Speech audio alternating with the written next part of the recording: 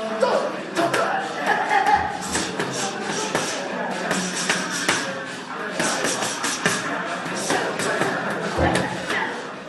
it's Ramsey Dewey at the JX Fight Club in Shanghai, China, and I'm here today to address an issue that kind of bothers me. There are these videos floating around the internet of young women hanging on pull-up bars or Olympic rings and gymnastics rings, and some guy with boxing gloves punching them in the guts while they flex, and everybody praises these videos like, oh, they're so great, look at how tough she is and all that. And the problem with that is that people tend to emulate it. Now, what's wrong with that? I'll tell you, that's a really easy way to get abdominal hernias. I've seen it in person. I've seen it more than once. A bunch of guys came to my gym and they were hanging on the gymnastics rings and punching each other in the guts, and I told them, guys, stop. Please, for your own sake, stop. You're going to get hernias. You're going to get abdominal hernias. You're going to get, what do you call those? Umbilical hernias right in the, there. And, they were like, no, we're tough guys. We can handle it. And what happened? Boom.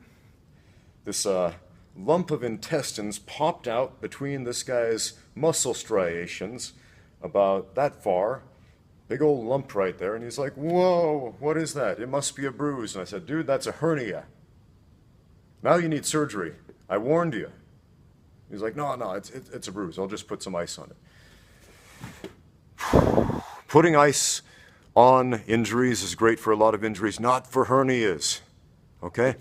So if you see those videos where people are hanging and somebody else is punching them in the guts, okay, please don't emulate that. Okay, that's not how it works in a fight.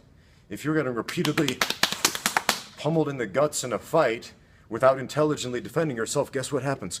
The referee steps in and he stops the fight and he calls it a TKO, technical knockout, because you're not technically, intelligently defending yourself. Rule number one of all fighting: intelligently defend yourself at all times or the referee stops it.